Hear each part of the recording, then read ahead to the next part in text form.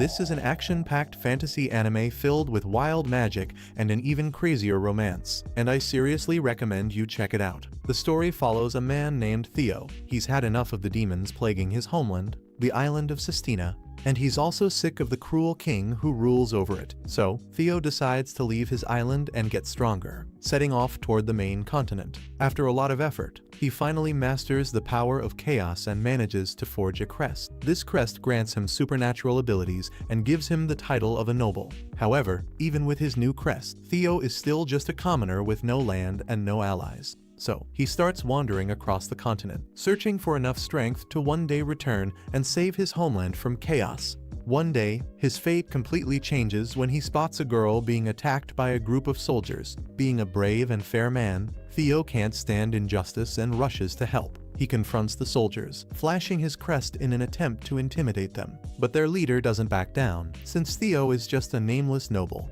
and orders his men to attack. Theo uses his crest to enchant his sword and armor, and then charges straight at the soldier. Even though he's outnumbered, he fights with courage, managing to disarm and defeat his enemies one by one. Impressed by his bravery, the girl he saved introduces herself as Saluka, a highly skilled mage. Saluka explains that she didn't actually need help, since her bodyguard, Erwin, is a superhuman capable of wielding the power of chaos. Curious, she asks Theo how he managed to create his crest. He tells her he made it himself to protect his homeland. Saluka is amazed by his potential, but she can tell he doesn't know much about the world, so she decides to help him become stronger. She summons a two-headed demon hound and orders Theo to defeat it so he can absorb the chaos and empower his crest. Even though he's terrified, Theo faces the beast head-on. The fight is brutal, he's thrown around several times, but at the last moment, he finds an opening and strikes down the demon. With his hand still shaking, he absorbs the chaos released from the creature,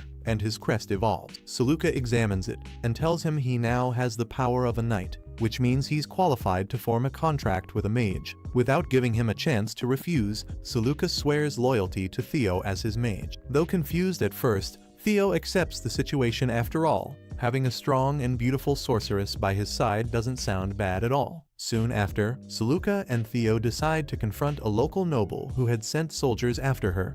When they arrive at the noble's fortress, Saluka demands that he hand over his land and his crest to Theo. The noble laughs, thinking the three of them, since Erwin is with them, can't possibly pose a threat. But Saluka warns him that they're more than enough to take him down. The noble's court mage, recognizing Saluka as a genius of magic, quickly switches sides. He accuses the noble of violating the treaty that forbids attacks on mages without contracts. He declares that the noble will lose his title once the Mage Association hears of it and demands he surrender everything to Theo. Furious, the noble attacks Theo, but he's easily overpowered. Before he can strike again, Erwin appears behind him with a blade to his throat. Terrified, the noble gives in, handing over his crest and land to Theo, who absorbs the chaos under Saluka's guidance. Theo feels sorry for the defeated noble, but Saluka reminds him that he's now the rightful lord of this territory. Worried about how the other nobles will react, Theo accepts help from the court mage, who offers to assist with negotiations with neighboring lands. Saluka then explains the political situation of the continent. Basically, there are two major factions, the Alliance and the Union, who've been at war for ages. To end the bloodshed, their leaders agreed to marry their children and merge their crests, creating the powerful Emperor's crest that could supposedly end all chaos. But on the day of the wedding, chaos manifested right at the altar, giving birth to the Demon Lord. The Demon Lord slaughtered both faction leaders instantly, and the marriage was called off, reigniting the war between the two sides. Months later, Saluka, accompanied by Erwin, was on her way to meet a noble and form a contract when she encountered Theo. Now, she wants him to join the Union and begin his journey to conquer the continent. Although Theo doesn't fully understand Saluka's grand plan, he decides to trust her, especially since she assures him that everything will be fine as long as she's by his side. And so, realizing Theo doesn't have much of a ruler's mindset, Saluka takes charge of all the administrative duties herself. While he's supposed to focus only on getting stronger, Saluka learns that all the neighboring lords have their eyes on their territory, They believe it'll be easy to take down a new lord who just rose to power. So, Saluka decides to leave Erwin in charge of patrolling the borders while she summons a demon cat to deliver a message to her friend. Right after that, Theo visits her to ask what her real goal is in trying to help him. Saluka explains that she's sick of nobles who only care about power and let people suffer because of their greed. She says she's a big admirer of the legendary hero Leon, the one who restored peace to a world swallowed by chaos. Saluka believes Theo shares the same ideals and traits as that hero, and that's exactly why she chose to serve him. She also admits she just wants a real chance to prove her abilities without arrogant nobles getting in her way at every turn. A few days later, an ambitious noble marches toward Theo's castle with his army, but Saluka tells him not to worry, her friend has already arrived. Soon, they meet Ashella, who used to be Saluka's student at the Magic Academy. She failed her tests and now works as a mercenary with superhuman strength. Ashella is thrilled to see her old friend again, but when she realizes that Theo, the Lord Saluka chose to follow, doesn't have anything besides big dreams and ideals, she feels a bit sorry for her. Still, Ashella agrees to help them. When the battle begins, Saluka, Ashella, and Erwin take the front lines while Theo watches from the gates. They all rush forward to face the enemy troops. Saluka raises stone walls with her magic, trapping several soldiers, and then summons lightning to take down the rest. Suddenly, a mage from the enemy army tries to attack her from behind. Saluka senses it just in time and dodges the strike. She quickly recognizes him as one of her seniors from the academy. He had planned to capture her to end the fight quickly. But Saluka stands her ground and challenges him head-on. Both of them get exhausted fast, and Theo rushes in to help her, declaring that this battle is his to finish. He fights the mage and manages to wound him, but the enemy refuses to back down, throwing everything he's got into one last attack. Meanwhile, Ashella is tearing through enemies with insane strength, but the opposing army's leader tries to stall her to buy time. She sees through his plan and charges straight at him instead of killing him right away. She ambushes him and even kisses him before trying to choke him out. Panicking, the commander orders his men to attack Ashella, even if it means hitting him too. She blocks their attacks easily, and the leader ends up running away. Still, Ashella seems to have taken a liking to him and shouts for him to find her after the battle. Not far from there, Erwin is fighting mercenaries hired by the enemy. Using his assassin skills, he quickly takes most of them down, but the mercenary leader activates a special ability that turns his skin into steel. Erwin can't hurt him until he spots an opening and drives his blade right into the man's eyes, finishing him off. In the end, the enemy noble tries to face Theo directly, but is shocked when Theo shows up dragging the captured mage along. Realizing he's lost, the noble starts laughing like a madman before surrendering. He offers to become Theo's subordinate, acknowledging his strength. Theo accepts his surrender and absorbs his crest, giving him a subordinate's one in return. Soon after, a priestess from the church named Priscilla comes to visit Theo. Since relations between the church and mages are tense, Saluka refuses to open the door for her, but Theo, believing in the priest's good intentions, agrees to meet her. Priscilla introduces herself as a priestess who wants to support Theo's fight against chaos. Meanwhile, Theo's territory continues to expand thanks to the help of Lasik, the noble who swore loyalty to him. Saluka decides it's time for Theo to adopt a surname and suggests Cornero, in honor of a hero betrayed by the noble family that once ruled Theo's homeland. Theo agrees, and the name Cornero is adopted. Not long after, Saluka receives news of a chaos disaster in a nearby city. Theo and his allies rush to help, and when they arrive, they face a raging fire demon destroying everything in its path. Theo charges in recklessly, but soon realizes the demon is immune to physical attacks. Saluka casts a powerful water spell to defeat it, but the demon explodes before dying, causing massive destruction. Theo shields Saluka from the explosion, but ends up seriously wounded. The next day, Saluka thanks Theo for protecting her. He, in return, expresses his gratitude for everything she's done for him. Right after that, the king of the region declares war on Awful, fearing his growing power. Saluka suggests that he gather the independent lords to face the king together,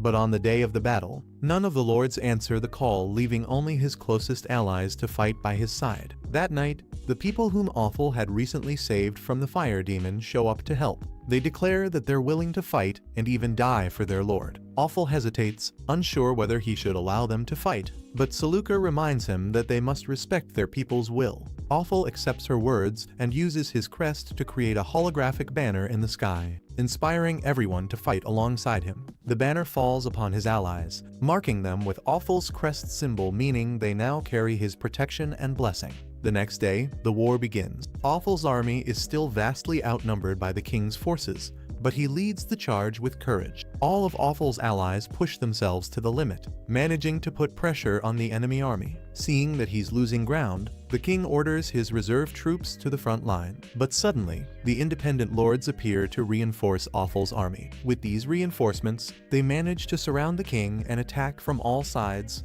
forcing him to flee. Saluka warns Awful about the king's retreat, and he orders his troops to finish off the remaining soldiers, thus securing victory. After the battle, Saluka heads to see Lady Marine, the leader of the alliance and the bride from the tragic wedding that started it all. Her goal is to discuss including Awful in the alliance.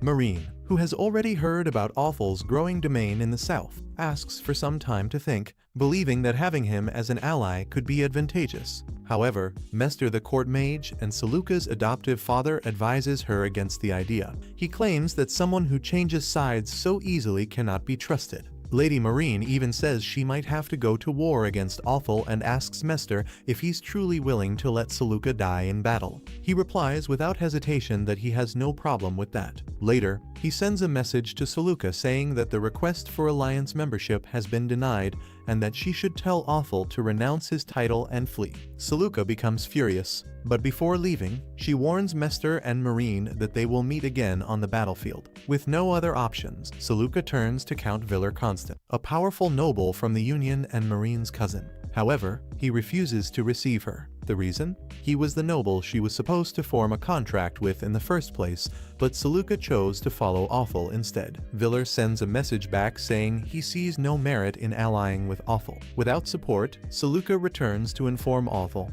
and the others that Marine and the dethroned king will soon attack them with an army 5 times larger than theirs. Even so, declares that even if they lose, they will make it a battle to remember. His allies stand ready to follow him to the very end. Soon, the Alliance army arrives at the castle. Isla's troops fail to inflict any serious damage on the enemy. The Alliance's knights use massive crossbows to bring down the castle walls. Isla engages the invaders in close combat, cutting down many while dodging arrows until she's struck by one in a vital spot. Saluka rushes to Isla's side, thinking she's about to die. But then Priscilla, the priestess, appears and uses her divine powers to save Isla's life. While Priscilla tends to her wounds, Saluka heads out to help the soldiers. Meanwhile, Theo is already taking control of the situation. When the Alliance Knights finally break through the main gate and invade the castle, Theo seals the secondary gates and orders a surprise attack from all sides. Surrounded, the Alliance Knights retreat, but Theo then receives word that one of his trusted allies has fallen. He learns that Lassic Theo has been defeated and is retreating, but this turns out to be part of Lassic's plan. He lured the former king and his troops into a narrow mountain path, where he begins eliminating them one by one. The king panics as he watches his men being slaughtered and tries to organize a retreat, but Erwin and the other mercenaries control the battlefield, cutting off his escape. With no way out, the king challenges Lassic to a duel. They engage in an epic sword fight at first. The king gains the upper hand, but Lassic counters fiercely, shattering one of the king's blades. With a final strike, Lassic emerges victorious, killing the former king. Lassic returns to the castle with the captured soldiers and is praised by Theo, who places him in command of the newly captured troops. But Theo admits that even though they've managed to win a few battles, there's no way to win the current war. So his new strategy is to negotiate with the Alliance and convince them to withdraw. Saluka then lays out the plan for everyone. The only way to persuade the Alliance is for Theo to give up his title and leave the land behind. Lassic, the one who killed the former king, would become the new leader of the southern region. He doesn't like the idea of Theo having to abandon everything, but Theo says that with his reputation and Saluka by his side, he can always return one day. However, when he tries to negotiate peace, Mester Saluka's father rejects the offer, claiming the Alliance will only back down if they get Theo's head. Saluka goes back to the castle and tells everyone about the conditions they've imposed. Theo's allies refuse to allow his sacrifice, swearing to fight together until the very end. Meanwhile, Lady Marine and her knights are informed that Theo offered terms for a peaceful surrender, but they turned them down. The knights believe it was the right call, since they want to defeat Theo and his army to restore their reputation. But Lady Marine worries that Count Viller might attack them from the rear if they send too many troops to the front lines. The knights, however, are confident that he won't after all. He refused to help Saluka earlier. Lady Marine then tells her knights to do whatever they want, and the next day, most of her forces attack Theo's castle, while she stays behind with just 100 guards. That was exactly the moment Count Viller had been waiting for. He and his troops strike Lady Marine's camp while it's barely protected. The Alliance knights immediately retreat to protect their lady, and Saluka, overjoyed that they're safe, ends up throwing herself into Theo's arms. Everyone now gets to savor the taste of victory. Later, they find out that Isla survived thanks to Priscilla's healing magic. Not long after, Theo gathers everyone to announce that the Alliance Knights have finally withdrawn after suffering heavy losses, and that they can finally relax for a while. One of his allies tells him they should thank Count Viller for that, but also warns that he's not truly their ally and they might have to face him next. Speak of the devil, Count Viller himself walks into the meeting with his court mage. He greets Theo, who thanks him for his help, and Viller casually says not to worry about it, since he'd wanted revenge against Lady Marine for a long time anyway. Saluka apologizes for breaking their contract in the past, but he tells her to come back to his side now and promises to forget everything that happened before. Viller tells Theo to become the king of the South and offers to ally with him. Everyone is happy for Theo, but he refuses the offer because accepting it would mean losing Saluka. Instead, he offers to give up his title and crest completely and become Viller's knight, just so he can still have his girl by his side. Viller calls him a fool, but his court mage advises him to accept the deal, saying it could be useful. So Viller agrees to take Theo as his knight and tells him and Saluka to move into his castle soon. After he leaves, Theo hands his lands and troops over to Lassic, who swears loyalty and promises to help him whenever needed. Priscilla also wants to follow Theo, but he tells her to ask Count Viller first since he's the one in charge now. As everyone talks about their future, Saluka slowly realizes she's falling in love with Theo. Soon after, they arrive at Count Viller's castle. He assigns Theo as his personal guard, while Saluka goes to meet the mages working for him. After the introductions, a red-haired mage tells Saluka she'll be attending a banquet that night to welcome a prince from a foreign nation. Theo also joins the party to welcome Prince Mirza, who gets excited whenever he hears talk of ambition. He'd heard that Theo gave up his post and his lands for a single mage openly defying others, but when he learned that Lassic, who currently rules the southern region and is only holding the throne in Theo's absence, his opinion softened a bit. Later that night, Theo is cleaning the library while Saluka reads him the story of witches women who can summon spirits and demons. Saluka explains that witches are different from sorcerers.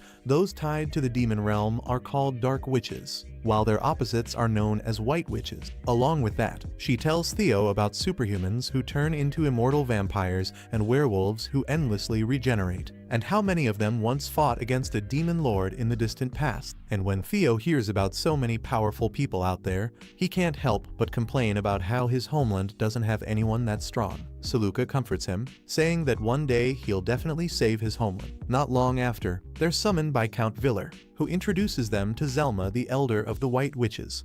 Count Viller orders Theo and Saluka to head into the Forest of Eternal Darkness and meet with the werewolves who suddenly abandoned their home. Zelma explains that the forest belongs to the vampires, and that something strange seems to be happening between them and the werewolves. They leave right away and soon encounter a group of hostile werewolves who refuse to talk about what happened. Suddenly, a talking bat appears and tells the werewolves that Theo is a guest of the Vampire King, demanding that they let him pass. The werewolves, furious at the Vampire King, demand that their queen and her daughters be returned to them, but the bat ignores them and flies off. Theo follows the bat and promises the werewolves that he'll do everything he can to help. They eventually arrive at the Vampire King's castle, where he reveals that a dark witch named Yana has taken the werewolf queen. He says he doesn't plan to interfere in their war and declares that he's no longer allied with either the werewolves or the nobles. The Vampire King goes on to announce that every noble who carries a crest is now his enemy,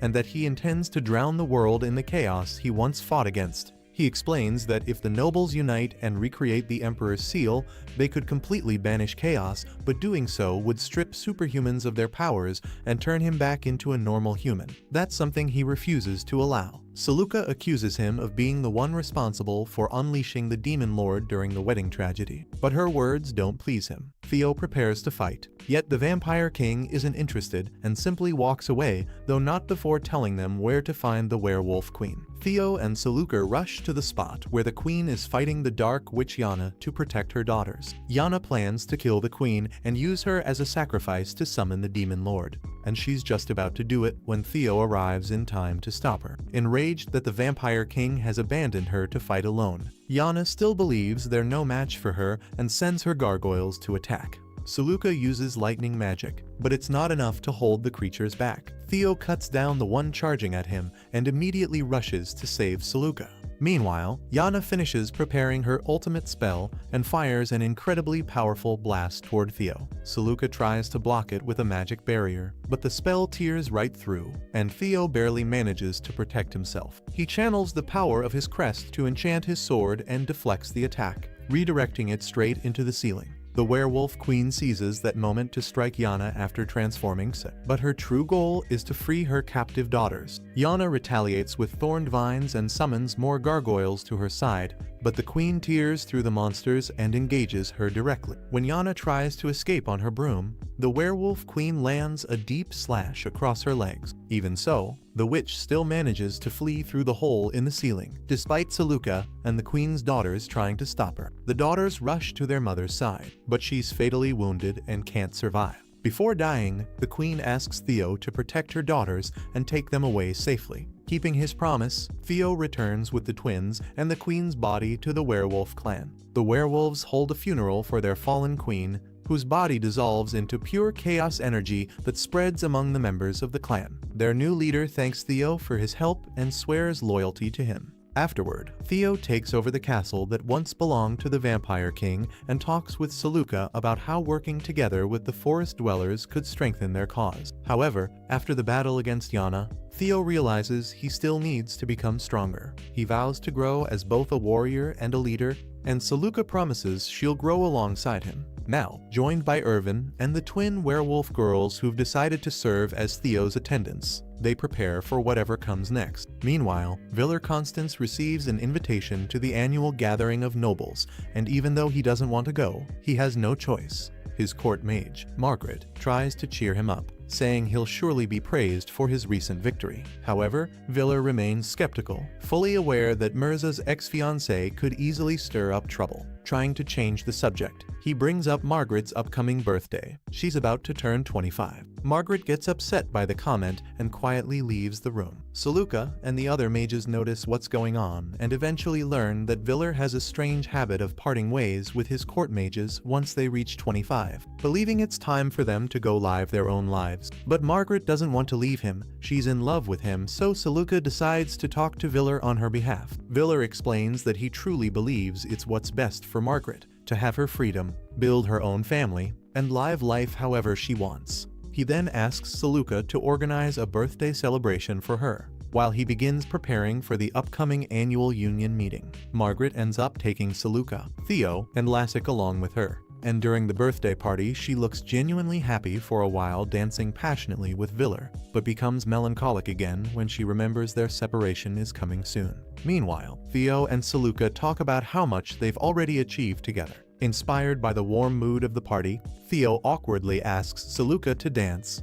even though he has no idea how, forcing her to teach him right there on the spot. Later, Mirza approaches Theo and mockingly calls him the Great Clown. Theo humbly replies that he takes it as a compliment if he can entertain the prince, then he's doing something right. Mirza doesn't take it well and challenges him to a mock duel. During the duel, Mirza attacks fiercely, while Theo focuses on defense, moving carefully and deliberately. Frustrated by Theo's defensive stance, Mirza calls him weak and claims that nobles like him are the reason the world has fallen into the age of chaos. Theo doesn't seem affected by the insult, which only angers Mirza even more. Before leaving, Mirza warns him that his lack of ambition could one day cost the lives of his allies. Afterward, Seleuca confronts Theo, urging him to stay true to his convictions, promising she'll always stand by his side. Soon after, it's finally time to depart for the Union gathering. Viller decides to conquer the territories between his domain and the meeting's location as they travel. When they arrive in a neighboring kingdom, some nobles defect to Viller's side, while others remain loyal to their king. Lassic leads the army, and at Seleuca's request, allows Theo to deal with one prominent independent noble on his own. Meanwhile, Mirza rides out alone to take down the king's right-hand man. Mirza storms the enemy noble's castle and demands he surrender his crests and his land. He gives everyone 3 days to evacuate, warning that anyone who stays will be executed. The noble laughs and orders his men to attack, but Mirza effortlessly disarms and kills him before he can even beg for mercy. He then absorbs their energy into his crest, spares one survivor, and orders him to hand the territory over to Lassic in silence. Back at camp, Mirza reflects on how Theo might handle the noble he's been assigned to.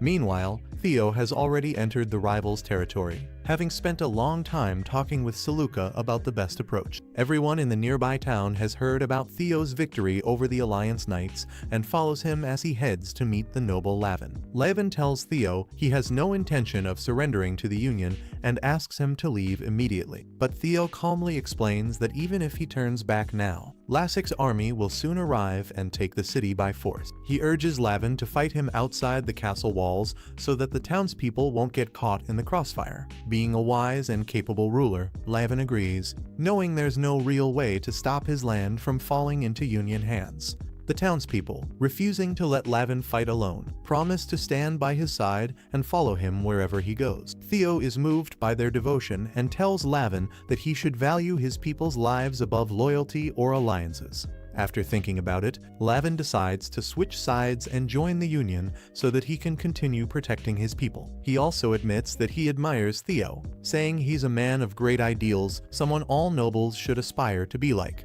Lavin pledges his loyalty to Theo and vows to support him when the time comes for Theo to reclaim his title and his homeland. The city raises the Union banners alongside its own, and Seleuca remarks that Theo surpassed her expectations by convincing Lavin to surrender so quickly. Meanwhile, on the main battlefield, Lassic defeats the country's king, and the good news reaches Viller. He celebrates their victory, noting that they suffered very few casualties thanks to Theo and Mirza, who both handled their crucial battles on their own. Not long after, they finally arrive at the annual Union assembly where Theo, surrounded by high nobles, can't help but feel completely out of place. The nobles are split into factions. Some hail Viller as a hero for his territorial victories, while others whisper that his actions have disrupted the fragile peace of the continent. At that moment, Alexis, the leader of the Union, and the groom from that tragic wedding makes his entrance. He has a commanding, majestic presence that instantly captures everyone's attention, especially the women's. Alex greets Count Viller and thanks Seleuca for saving his life during the wedding disaster. Then he turns his attention to Theo, saying he's a big admirer of his achievements.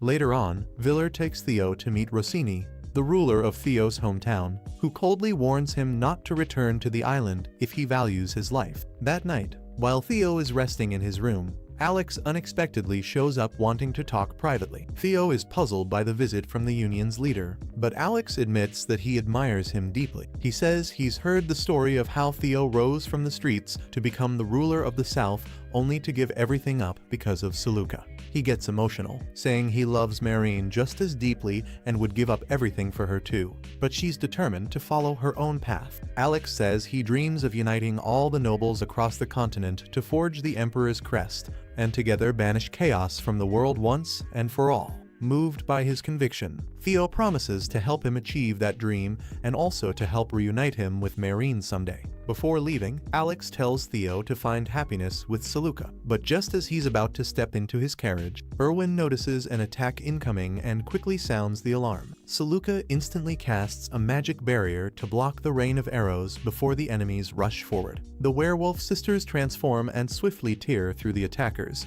while Theo and the guards engage in battle as well. During the fight, Theo realizes that the assassins weren't targeting Alex, they were after him. When Seleuca is about to be stabbed, her shadow cat demon jumps in and saves her just in time. After the fight ends, Erwin reports that he was injured while taking down one of the assassins who was sniping from a distance. Alex departs soon after, still feeling guilty about the attempted assassination. But Theo knows he was the real target. Saluka remarks that with Alex now involved, Rossini's days are numbered. She's certain that at the very least, he'll be expelled from the Union, giving them the perfect chance to act. The next day, Theo reports the assassination attempt to Viller and also tells him that Alex still loves Marine. Viller is pleased to hear it and decides to share the story of how Alex and Marine fell in love. They met back in the academy, when Alex was simply admiring some stones on the road, and the moment he saw Marine, he fell head over heels. He sent her hundreds of love letters and even planted a garden full of roses just to get her attention.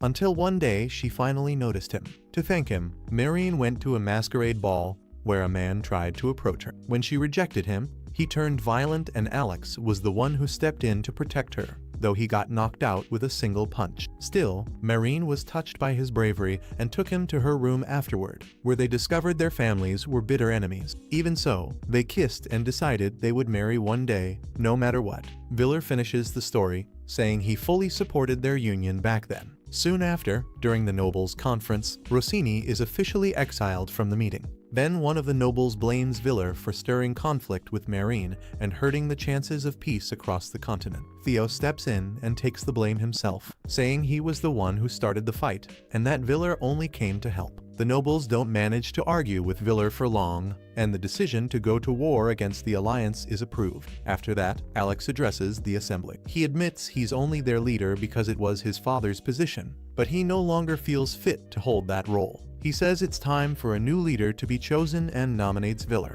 praising his military strength. But Viller refuses the position, saying he won't fight his cousin Marine to the death. Taking advantage of the situation, Marine's relative Mark steps forward and nominates himself for leadership. No one objects, and the first thing he does is halt all wars and reopen peace negotiations with the alliance. Most nobles rejoice at the decision, but not Alexis. He knows that Mark plans to marry Marine as part of the peace deal. When Marine receives the message, she flat out rejects the peace treaty and orders her court maid, Albert, to prepare for war. She's visibly troubled by what's coming, because she still loves Alexis, and she believes there's no way to save his love anymore. But after that, a nobleman arrives at Viller's castle, saying that Marine's army has entered the neighboring territory, and they might attack at any moment. Mirza and Saluka both tell him he shouldn't follow the Union's peace policy and should counterattack immediately, but Viller refuses to do that. He's not happy with Saluka's persistence and dismisses both her and Theo before sending the nobleman away. While Saluka and Theo are traveling back to his territory through the dark forest, Saluka is still upset because Viller ignored her advice, even though he knows there's no way to avoid the war. To cheer her up and lift her mood, Theo invites her for a walk through his territory. But all they find are the cold and judgmental stares of the people living in the forest. They keep traveling through the dark woods, fighting off monsters and exploring unknown areas. Soon, it starts raining, and they take shelter inside a hollow tree, where Theo shares a blanket with Saluka to keep them warm. They talk about how happy they are to have each other, and Theo eventually admits he's worried she might permanently become Viller's mage, but she assures him that she'll never leave his side. Theo hugs her tightly, telling her how important she is to him, and Saluka can't hold back anymore. She confesses her feelings for him. Theo admits that he loves her too, and right after that, they start kissing passionately. Meanwhile, the war between Marine and Viller's neighboring lord begins, and Mirza shows up on his own to help. He dodges the attacks of the enemy beasts and wipes out an entire squad all by himself. Marine is shocked to see someone of his skill, and later, during a meeting with her knights, she agrees to break the war treaties by using a man-made chaos poison to take the enemy fortress. Her knights are surprised by her decision, but she insists they can't afford to lose this war. She sends Albest to create the chaos poison at sea while ordering her servants to send a message to Mirza. Albest creates the chaos poison and releases it toward the enemy fortress with the wind. The poison engulfs the fortress, rendering all the soldiers unable to fight. Marine and her knights quickly invade, slaughtering every soldier and even their leader. Before setting the fortress on fire, Mirza watches the one-sided massacre from afar, finding it all rather amusing. Suddenly, Marine's servants approach him and invite him to meet her. Mirza accepts the invitation but tells them to bring Marine to him. He decides to abandon Viller because he lacks the ambition to unite the continent under one rule.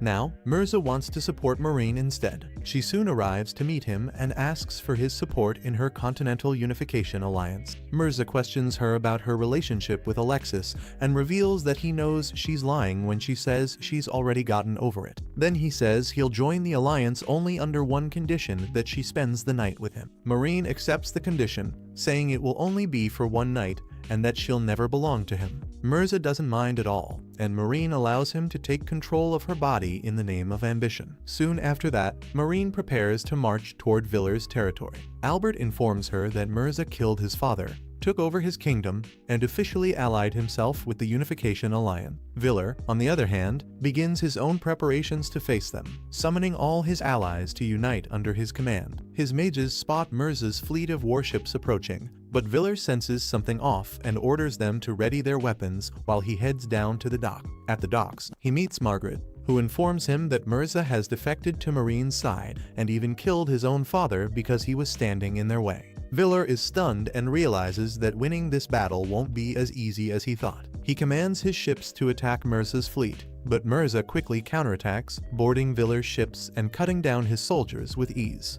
The captain orders his men to break the steering wheel and spill oil all over the ship. After that, they abandon it, and the captain sets it ablaze to take Mirza down with him. But it's completely pointless. Mirza kills the captain after a fierce fight and escapes from the burning ship. Meanwhile, Viller's mages use a massive lens to burn down Mirza's ships one by one. As he retreats from the sea, Mirza decides to withdraw for now, since his forces have already taken too much damage today. Back at the palace, Viller realizes that if he can defeat Mirza, the Alliance's forces will lose half their strength, and he plans to personally join the battle soon. Margaret is determined to join him as well, claiming that Mirza had already wiped out his entire clan. Right after that, one of Viller's allies arrives with a massive warship and wreaks havoc on Mirza's fleet. Realizing it's impossible to win the battle at sea, Mirza orders his men to retreat and head for the coast immediately. Meanwhile, Marine's forces manage to defeat one of Viller's strongest allies. Soon after, Mirza and the other allied forces regroup, and Marine declares that the real battle is about to begin. At her side, the Viking princess leads a gigantic fleet of warships straight toward Viller's castle during the night, and he quickly realizes that he can't win this time. Marine decides to fight to the very end and orders her mages to contact every noble under her command, telling them all to surrender. Viller prepares for battle with Margaret's help, and he finally admits that he loves her too, saying that now they can die together. The gigantic warship faces Marine's fleet of 1,000 vessels, but despite their efforts, they can't overcome her army. In a desperate attempt to take down as many enemies as possible,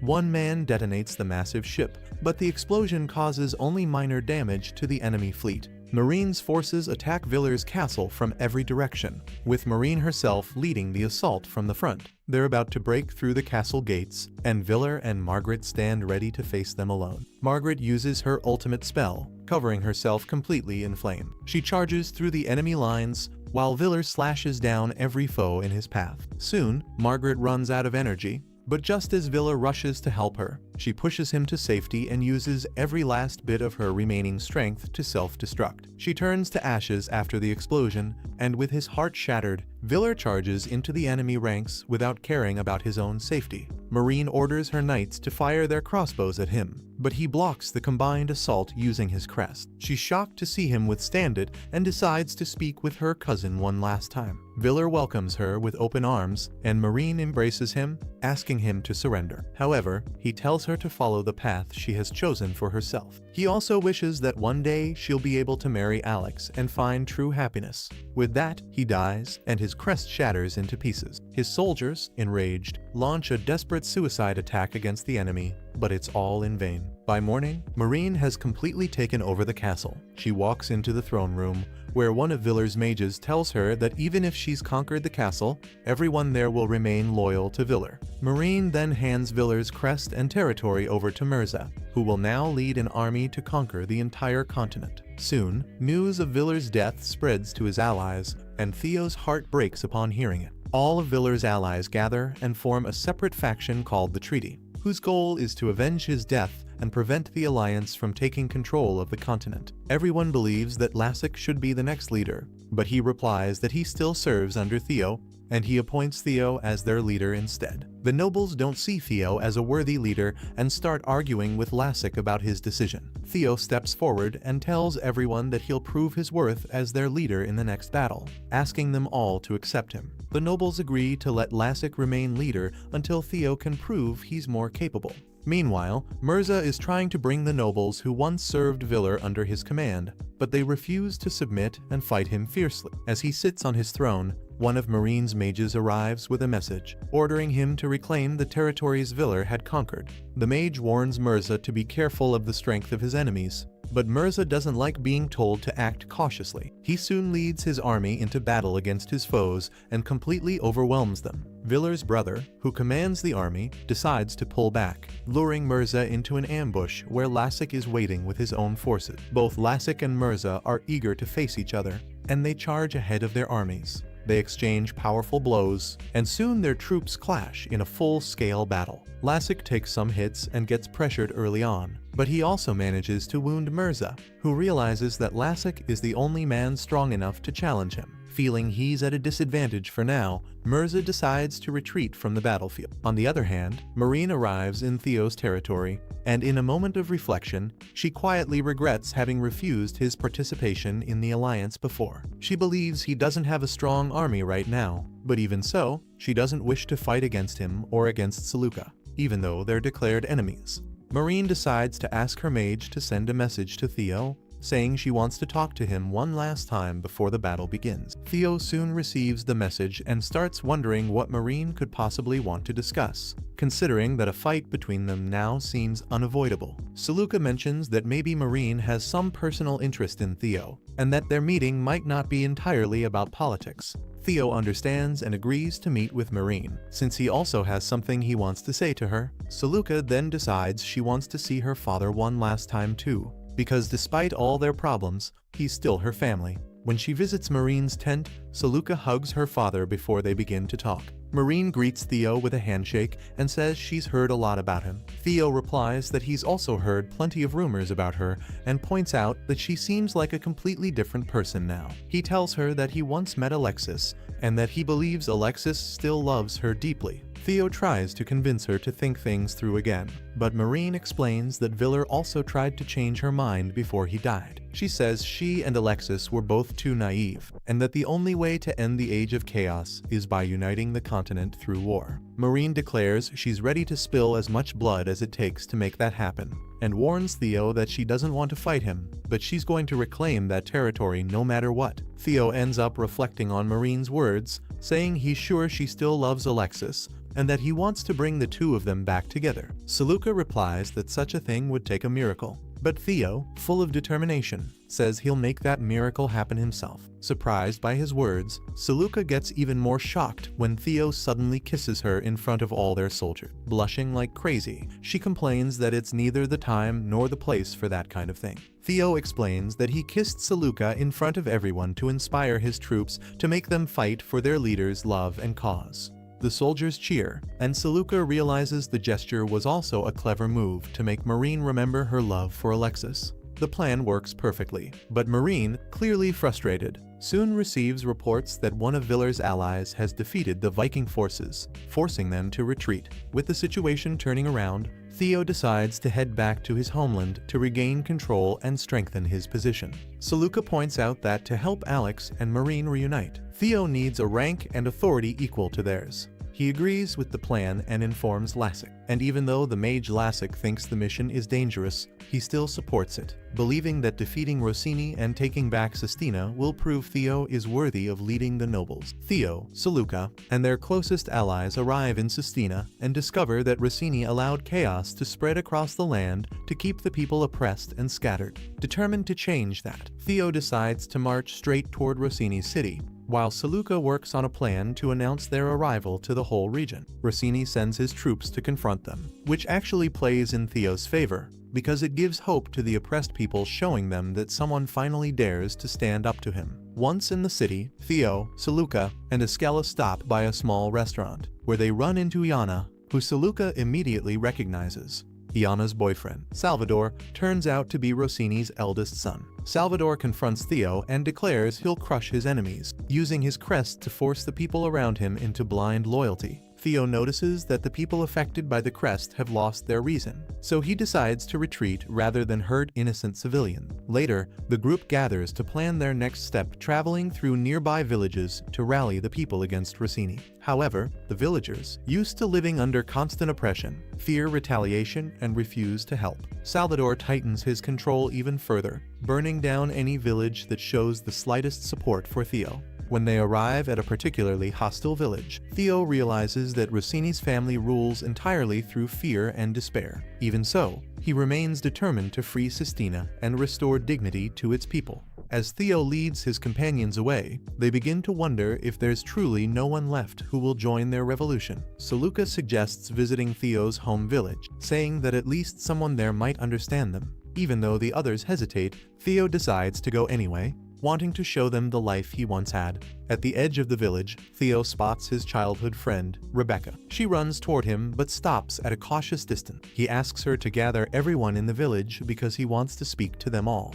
As Theo starts talking to the villagers about their past, Saluka learns from Rebecca that Theo's father had built a secret storage facility hidden somewhere in the village. That warehouse helped people escape the heavy taxes. One day, someone betrayed him, and Rossini's soldiers killed him to set an example. The villagers didn't resist, and Theo held a grudge against them for a long time, eventually leaving the village. However, now he says he has let go of that resentment. Theo asks the villagers if they want to live under Rossini's rule forever, urging them to rise up against him, but no one answers. So Theo decides to leave. However, Rebecca stops him and asks him to at least visit his father's grave. He agrees and tells Saluka and the others to wait for him. Rebecca keeps talking cheerfully about how Theo has risen in life and says he really can defeat Rossini. However, Theo tells her to stop acting. He knows she's terrible at it. He realizes Rebecca is working for Rossini and asks how they threatened her. She replies that she wasn't threatened, she betrayed Theo willingly in hopes of being taken to the city. Rebecca feels no guilt for betraying him, but Theo pities her, understanding that it's not easy to stand up to one's oppressors. He tries to convince her that if everyone unites against their oppressor, they can win. When she rejects his words, he asks her to at least warn the villagers to flee, because he's certain Rossini will punish them afterward. Theo goes alone to his father's grave, aware that enemies are waiting for him. Meanwhile, Rebecca rushes back to the village, where Saluka is trying to convince the villagers to join the revolution. Rebecca warns them that Theo already knew it was a trap, but walked into it anyway to protect them. She pleads with the villagers to help Theo, reminding them that Rossini will not spare them even if they hand the boy over. Meanwhile, Theo reaches his father's grave, where Salvador and his soldiers are waiting. They fire arrows at him, but Erwin appears to shield him. It turns out Saluka had ordered Erwin and the twin werewolves to follow Theo. However, Salvador doesn't see them as a real threat. Suddenly, the villagers arrive to support Theo. He thanks them,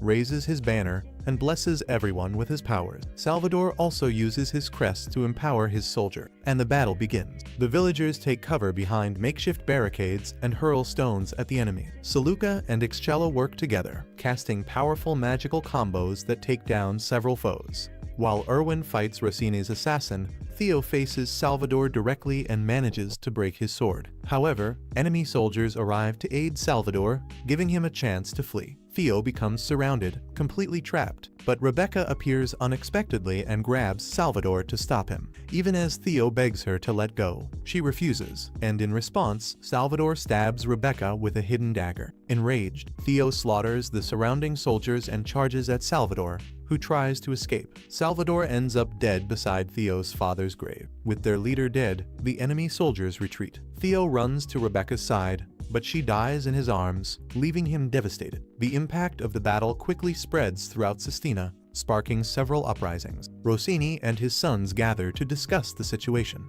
They realize things will only get worse if they don't act fast. So Rossini orders his sons to gather 5,000 soldiers to crush the revolution immediately. However, he refuses to lose another son due to lack of preparation.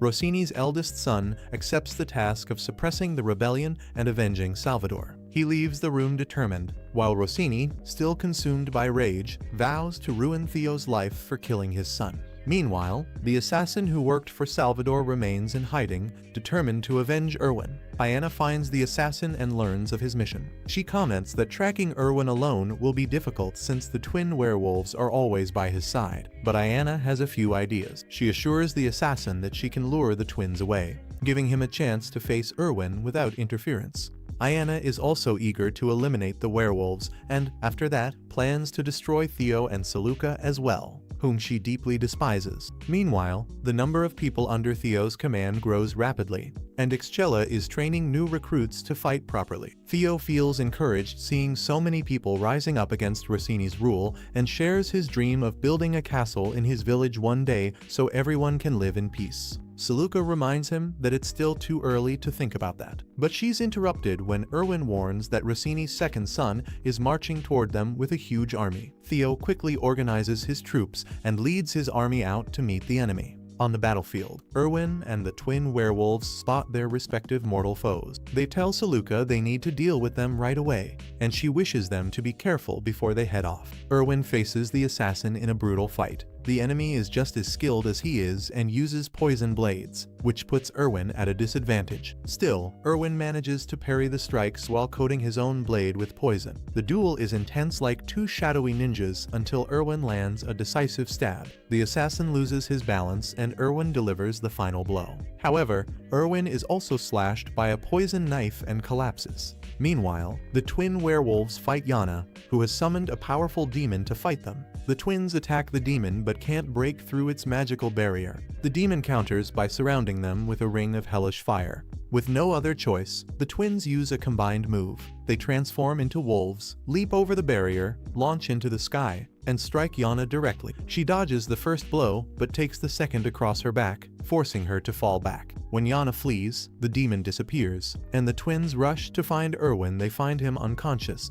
They realize he's been poisoned and fear for his life, but Priscilla arrives at that moment and vows she won't let him die there. Using the power of her crest, she heals Erwin and saves him. Back on the battlefield, Theo watches the leader of the enemy forces, in this case, Rossini's second son, and rallies his soldiers, saying that if they defeat the leader, Rossini's power will start to crumble. He raises his banner and blesses his allies with his protection, while Rossini Jr. uses the cursed power of his crest to buff his troops, and the battle begins in earnest. Theo confronts Rossini Jr. directly and knocks his horse down with a strategic strike. Rossini Jr. charges him, but Theo holds firm on defense. In the duel, her hand wounds his enemy and brings him to the ground. Enemy soldiers rush to help, but Theo cuts them down with ease.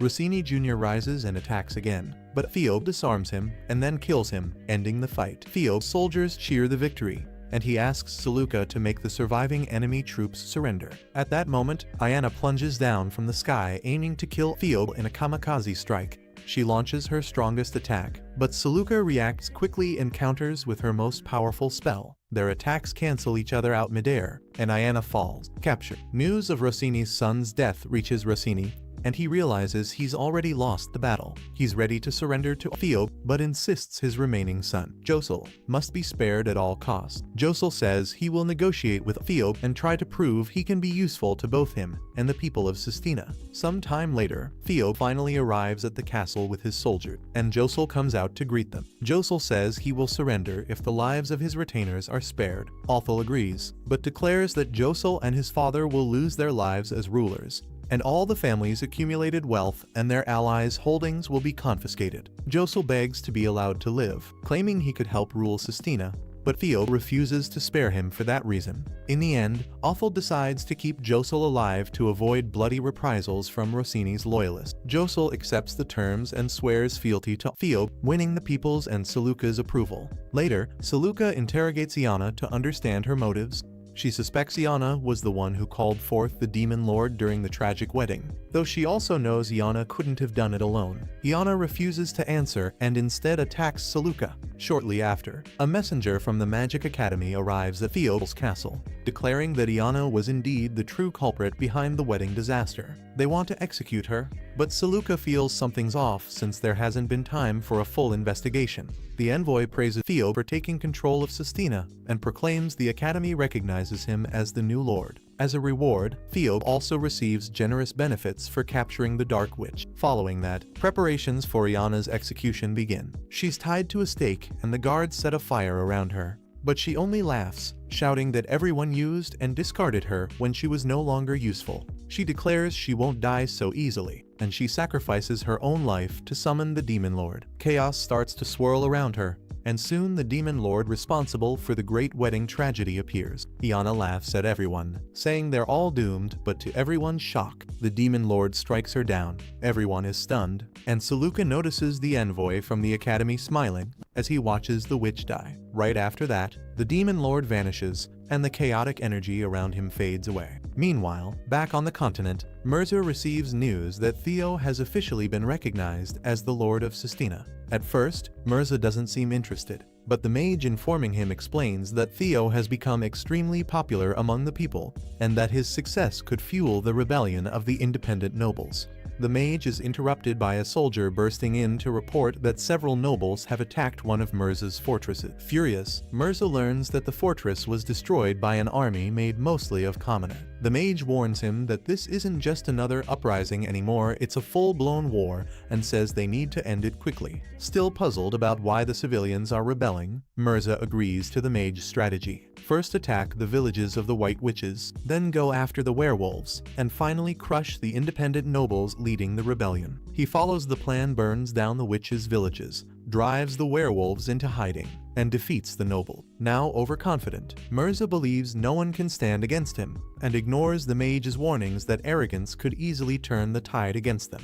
While they talk, Theo is already returning to the continent. Seleuca learns about the atrocities Mirza committed against the people and warns Theo that he'll be the hardest enemy to take down. Theo agrees, saying that defeating Mirza is crucial for their future. He gathers with Lassic and the other allies, who congratulate him for conquering Sistina. Lassic acknowledges Theo's growing importance and points out that there's still time for him to become their true leader. During a meeting with the members of the Alliance, Theo asks for a moment of silence for all the lives lost because of Mirza. After that, he takes responsibility for the casualties that occurred while he was in Sistina and volunteers to face Mirza in battle and defeat him. Theo admits he can't do it alone and asks the nobles to let him lead them this time. He seeks approval from Villar's younger brother, who grants him permission. With that, Lassic declares Theo the commander for the next battle. Meanwhile, Marine hosts a small tea gathering. Mirza praises her for her recent conquest, and soon the two argue about the right way to rule rebellious people. Marine says each of them should govern in their own way within their own territories. Then she explains the current status of her campaign, saying she's close to wiping out the Union entirely, but admits she's still worried about Theo's return. Everyone knows Theo intends to come for them, and they start planning how to deal with him when that happens. Marine warns them not to underestimate Theo and offers her help if needed. At that moment, a subordinate rushes in and reports that Theo has declared his intention to retake the Dark Forest first. Mirza is enraged upon hearing this and immediately sets out to confront him. Marine once again warns him not to go easy on his opponent. On the other side, Theo meets with the werewolves and witches to discuss their battle plan. He wants to fight Mirza in the dense forest because it gives them the home field advantage. Marine notes that the hardest part will come afterward when they'll need to seize the castle itself. She says they'll need a much larger army for that, and that Lassik is already working to gather more troops. Josel is also with them and reports a rebellion rising in the regions ruled by Mirza and the Viking princess. He's heard of a slave revolt there and suggests they try to form an alliance. Theo agrees and begins preparing for the coming battle. Meanwhile, Mirza is enraged that the forest region was taken from him and decides to invade it immediately. His mage begs him not to rush in, urging him to wait until Theo leaves the forest. Fighting him there would be a huge mistake. But Mirza, disgusted by what he sees as cowardice, silences the mage and orders his army to assemble. He vows to reclaim the forest and make Theo regret ever crossing him. Soon, war erupts in the forest. The werewolves take advantage of the thick mist to ambush enemy soldiers, taking them down one by one. The white witches strike next, unleashing poisonous fog that wipes out many enemies at once. Theo's army also clashes head-on with the opposing forces. But when Mirza shows up, the captain orders his soldiers to fall back. He loses his eye, and then his life, trying to take Mirza head-on. But at least his men manage to retreat safely into the forest. Mirza decides not to chase them down and instead heads straight toward Theo's castle, but thick thorny vines rise from the ground, blocking his way and cutting him off from most of his army. Even so, he keeps moving forward, stubborn as ever,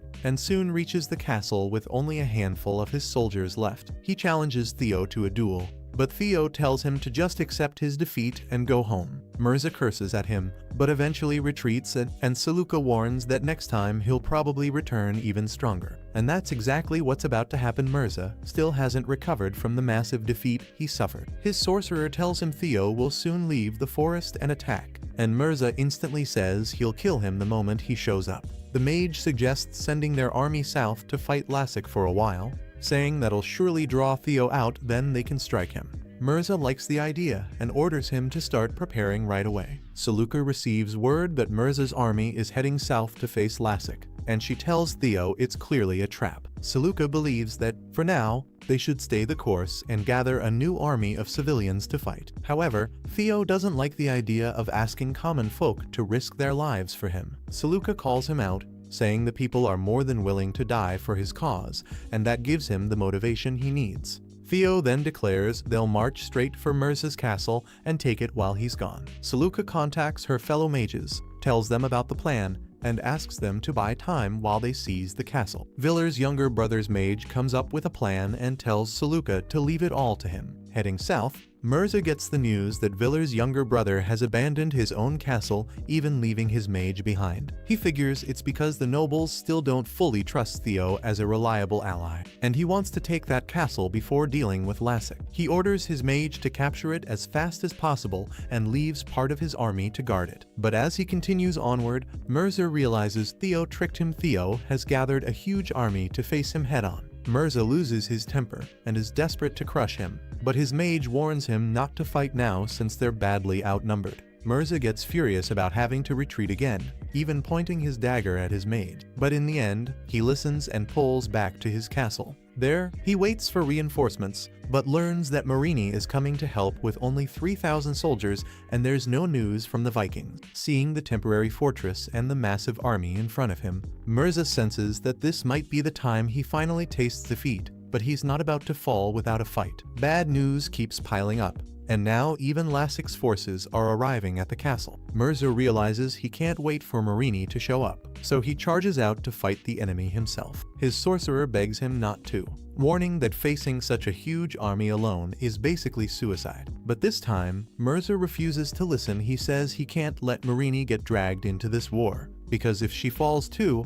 the Alliance's forces will be doomed. He thanks the mage for helping him through all his past battles, then admits that Theo is a true visionary, someone who understands that real power lies in the hands of the people. Still, Mirza can't accept that idea and declares he'll fight for his own ideals until the very end. His mage decides to follow him. Mirza marches out with his army, and Theo soon gets the signal that the battle is about to begin. Mirza ignores the temporary fortress standing in his way and goes straight for Theo's base. Half of Mirza's army passes through the fortress, but one of Theo's captains slams the gates shut, trapping the rest inside a brutal fight. Mirza rages but keeps pushing with his remaining men, breaking through the enemy lines. He's about to clash directly with Lassek's army, but suddenly changes direction at the last second, aiming straight for Theo. Lassek isn't pleased and decides to chase Mirza down. Meanwhile, Mirza's army closes in fast on Theo's camp. Theo orders the civilians to leave the battlefield. He doesn't want them to die in the chaos. He tells everyone to retreat because they can't possibly match Mirza's forces, but the civilians refuse. They're burning with anger, wanting revenge on the man who slaughtered so many of them, and they beg Theo to protect them and lead them into battle. He's deeply moved by their determination, and he raises his giant banner high, granting his soldiers his protection. Mirza tears through the barricade in his way, carving a path straight toward Theo. His men follow behind him, but they're forced to scatter as a rain of arrows comes flying down on them. Mirza keeps dodging arrow after arrow while searching for Theo, but Saluka forces him to stop by blasting him with a lightning strike. Right after that, Ixchella leaps at him with a powerful blow, and somehow Mirza manages to block it. Then the twin werewolves attack next, but Mirza pushes Ixchella back and takes both of them down in a single swing. Irving tries to sneak up and assassinate him, but Mirza spots the move, breaks his attack, and sends him rolling across the ground. While he's distracted, Saluka launches a massive fireball to finish him off, but Mirza somehow survives her attack. He counterattacks, but Theo rushes in at the last second to save his girl. Mirza challenges Theo to a one-on-one duel, and Theo accepts. Saluka and the others are horrified. She tells him he can't take such a risk. The future of the entire continent rests on his shoulders. She's terrified he might die.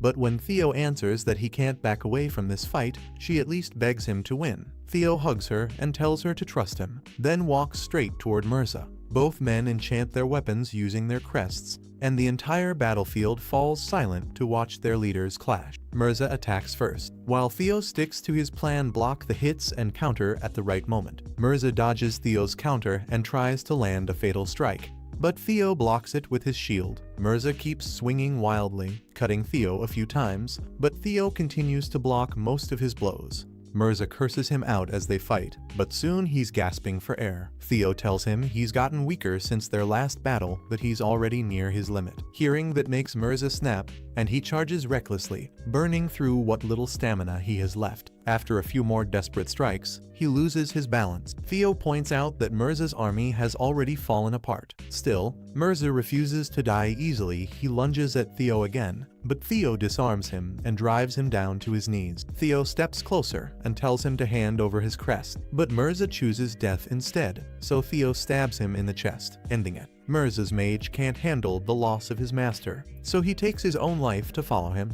After that, Mirza's crest shatters and turns into a swirling orb of chaotic energy. With his allies' approval, Theo absorbs it. His crest evolves. Theo declares that they've finally avenged Villar's death, and holds a moment of silence for their fallen leader. Saluka runs to him and throws her arms around him. Relieved that he survived, she begs him never to do something like that again, and Theo promises he won't. There's no one left he personally wants to defeat. As the dark clouds above them break apart, Theo joins his allies to celebrate their victory. Meanwhile, Marini gets the news that Mirza died heroically fighting Theo. She's furious and heartbroken over losing her strongest ally, demanding to know why he couldn't just wait for their reinforcements. Her mage explains that Mirza realized waiting was pointless. He didn't want Marini to risk her own life. She accepts her loss and decides to withdraw to her territory immediately before Theo and his forces attack. Theo and his allies arrive at Mirza's captured castle and pay their respects to Villar. After that, Lassek kneels before Theo and offers to become his subordinate once again, surrendering his crest to him. Theo asks the nobles if anyone objects, but they've all already accepted him as their leader. Even a queen steps forward, offering to serve under him too. Villar's younger brother also pledges loyalty to Theo, surprising everyone. Theo gladly accepts all of them, and Saluka officially declares him the leader of the pack. Everyone applauds as Theo takes the throne. He vows to carry on Villar's legacy and bring lasting peace to the continent. Theo then announces that they'll stay neutral and separate from the Union to reconcile with the Alliance. Lassik and the others argue that it's not a smart idea, it could create a power imbalance, leaving the Union weak while the Alliance grows stronger. But Theo responds that they'll still support the Union while working to end the conflict with the Alliance, to keep both sides in balance. He declares that their future now depends on the Union, and that they need to make sure everyone cooperates. Theo then says they can leave all those annoying matters for tomorrow, because today's the day to celebrate their victory. He throws the liveliest party anyone's seen in years, and everyone has a blast. When the party ends, it's already late at night, and Saluka heads to her room only to find Theo waiting for her. Theo says he wants to talk about something important and invites her over to his room. She serves him tea and congratulates him for becoming the leader of the treaty. She tells him that all the nobles have accepted him as their leader and that the people respect him more than ever. Suddenly, Theo gets hit with imposter syndrome, feeling unworthy of all the love and respect he's receiving. He still blames himself for the deaths of thousands of soldiers and civilians, and swears that such tragedies won't happen again. Theo says his ultimate goal remains the same: to return to his homeland and rule it peacefully. However, there's a small change in his plans now, because he also wants Saluka to stay with him. She replies that she's pledged eternal loyalty to him and will serve him for the rest of her life. Theo realizes that words alone aren't enough to convince her. He hugs her and says he wants her by his side, not as a hired assistant, but as his wife. Saluka gets emotional and starts to cry as she accepts his proposal. She says they should keep their relationship secret until everything is settled, then hugs him tightly, begging him not to die in his upcoming battles. Soon after, Theo and Saluka visit Priscilla, who tells them that the Pope has declared Theo to be the rightful owner of the Holy Grail. Saluka believes that Priscilla is actually the true owner of the Holy Grail, since its emblem matches her crest. Priscilla agrees, and Theo asks the two to explain what exactly the Holy Grail is. Saluka explains that the Church claims if all the crests in the world are united with the Holy Grail, they could summon a god capable of wiping out chaos once and for all, basically the same concept as the Emperor's crest. Saluka also believes that since Priscilla is the real owner of the Holy Grail, the Pope, who lacks that power, might target Kala next. She warns Theo that the Pope might also come after his crest. Theo says that if he can save the world by giving up his crest, he'd gladly do it. Later that day, they hear the news that Wheeler's best friend, one of the strongest nobles in the Union, has died in the war against Marine. Saluka receives information that the new leader of the Union, a man named Downson, betrayed him and sabotaged his army before switching sides to the Alliance. She explains that the traitor is trying to rally the nobles of the Alliance to his side, but hasn't managed to do it yet. Theo gets disturbed hearing this, fearing that the Union might be on the verge of collapse. Saluka tells him she has an idea that could change things and says they should go talk to Alexis. Theo doubts they'll be welcomed after leaving the Union, but Saluka trusts Alexis and believes he'll be willing to speak with them. They then take a ship and arrive at Alexis's territory. Theo spots enormous warships docked at the port, and Saluka explains that those ships are so slow they're useless in battle. People even call them peace ships. While they admire the ships, Erwin shows up and says Alexis wants to meet them immediately. They go to a strange-looking hall, and Alexis thankfully turns out to be the same charming person as ever. He says he's impressed by Theo's recent accomplishments, but he's also disappointed that Theo and his allies separated from the Union. He pleads for their return, even offering Theo the position of Union leader. Theo refuses because he wants to act as a mediator between the Union and the Alliance, but Alexis insists that they'll never truly reconcile. Alexis says that if Theo hadn't been so stubborn about negotiating peace with the Alliance, they wouldn't have lost Vila and the other nobles. Theo comforts him, saying that if he'd chosen war instead, he would have lost Marine. Alexis sadly admits that Marine is still the most important person to him, and that's why he tried to achieve peace, but Marine wasn't like him, and she ended up going to war against him. Saluka tells him that Marine just wants to form the Emperor's crest by conquering the continent. Alexis comments that they could actually form that crest if they just got married. Saluka answers that there are people who don't want them to marry, and those same people were behind the Great Wedding Tragedy. Theo declares that he wants to undo that tragedy and restore the world to the time when the Alliance and the Union were about to become one. Alexis thinks that's impossible now, but Seluka confronts him, saying they just need to find balance between the Union, the Alliance, and the treaty for that to happen. She tells Alexis that most of the nobles in the Union haven't actually experienced war yet, so their armies are still completely intact. Meanwhile, the Alliance forces under Marine's command have taken heavy losses. She urges him to stand up and turn the situation around, but Alexis is too much of a coward to do it. Theo tells him he has to do it for Marine's sake because she still loves him. He believes that even if Marine conquers the continent and forms the Emperor's crest, she'll never truly find happiness without the man she loves. Alexis can't believe Marine still loves him, but Theo assures him it's true. He tells Alexis to remember how he and Marine once promised to marry each other. Suddenly, Alexis finally acts like a real man. He grabs his sword and marches out. Everyone's shocked to see him with a weapon, and he tells his mage that he's going to strike down the traitor, Downson. The mage can hardly believe it, but she still orders the army to be assembled immediately. When word spreads among the soldiers that Alexis himself is taking action, they get fired up and can't wait to join the fight. Meanwhile, Downson is living it up after joining the Alliance, convinced no one can touch him now. He mocks the Union, saying it's full of fools and weaklings right before a soldier bursts into his room to report that Alexis is leading a massive army straight toward his castle. He nearly jumps out of his skin when he looks out the window and sees the army practically at his doorstep. And it's not just Alexis, every noble from the Union has united and come to deal with the traitor. Seeing such a huge army, the man practically soils himself and desperately calls Marine for help. But she makes an excuse, saying her forces are busy fighting the treaty and can't afford to come to his rescue.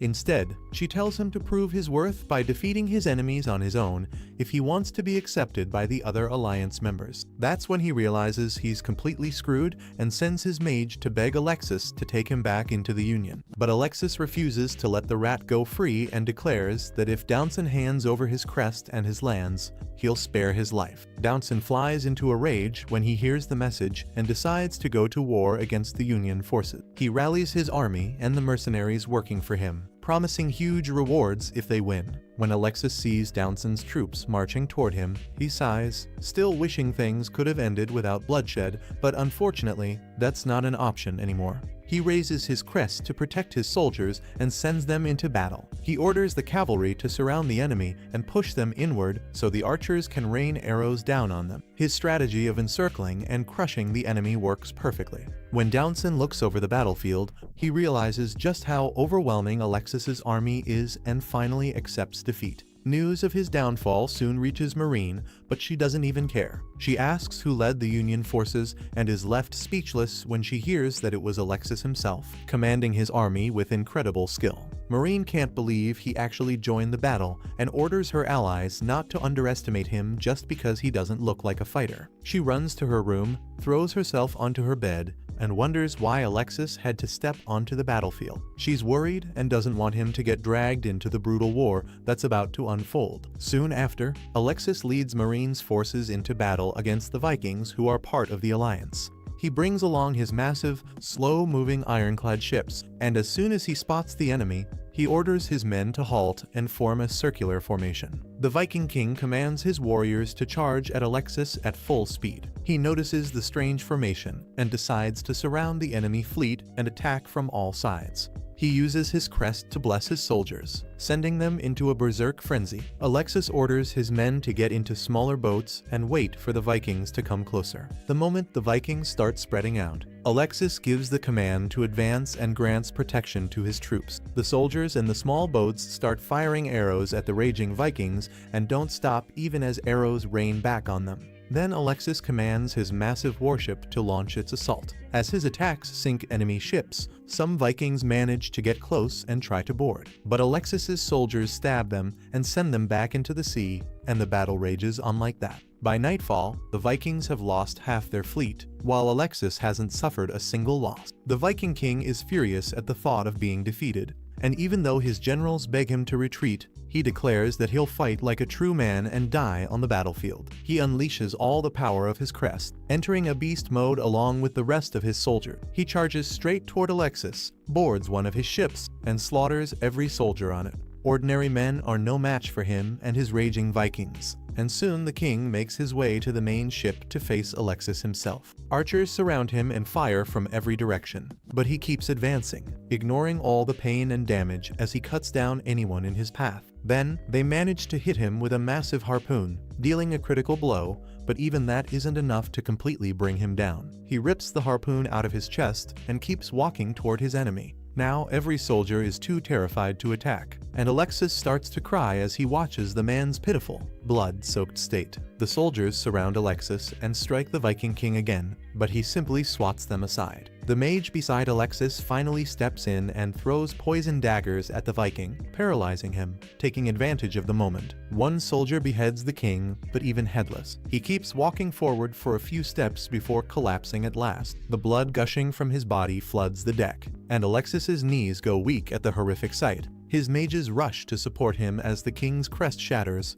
releasing chaotic energy that begins to gather in the air. Alexis steps forward and absorbs all of it into himself. Soon after, Seleuca visits Marine to tell her that with the Viking king's defeat, the three great powers, the Alliance, the Union, and the Treaty, are now standing on equal ground. Seleuca wants to broker a truce between the Alliance and the Union, but Marine refuses her offer. She insists that the Alliance is still stronger and says she's ready to face everyone in her own way. Seleuca accepts her decision, but warns her that fighting among themselves isn't wise. That's exactly what the real enemy wants. Marine asks what she means, and Seleuca tells her that the Mage Academy is probably the true root of all evil. She doesn't have solid proof, but she believes they were the ones who summoned the demon during the tragedy of the Great Wedding. Marine says they'll uncover the truth once the battle is over. As Seleuca starts to leave, Marine asks what they told Alexis to make him join the war. Seleuca replies that Alexis wants to stop her from walking down a violent path because, in the end, it'll only destroy her. Marine gets angry when she hears that and declares that she won't stop after sacrificing so much already. Seleuca calmly answers that both Theo and Alexis are ready to stop her, but also ready to forgive her and form a future alliance. However, Marine doesn't want peace. She orders everyone to unite for an all-out war against both the Treaty and the Union. When Seleuca leaves, Marine begins trembling with fear, already dreading the terrible war that's about to begin. Even so, she's determined to see it through to the very end. Theo and his allies arrived early at the site of the future battlefield and immediately began to prepare. They held a meeting where Seleuca announced that Marine's army would arrive soon, estimating their numbers to be less than 40,000. The Union forces were also on their way, but would take some time to get there. The nobles were worried about facing the alliance alone at first, but Theo assured them there was nothing to fear. He suggested that they didn't need to be aggressive and that the best plan was to hold the fortress until the Union's arrival. Soon, Marine's army reached the battlefield, and she ordered the attack to begin. Her allies launched the assault, deploying giant magical beasts to break through enemy lines, and Seleuca spotted them advancing. She knew this had to be her father's strategy, but this time she was ready to outsmart him. The archers of the Treaty attacked first, but couldn't harm the armored beasts, retreating as the enemies crossed the border. The archers atop the giant beasts began to counterattack, but they were soon taken down thanks to the towers equipped with powerful arrow-launching mechanism. One beast, enraged after being pierced by several arrows, destroyed a tower before charging forward. A pitfall trap was waiting for it, and the creature fell right in before being finished off by a rain of arrows.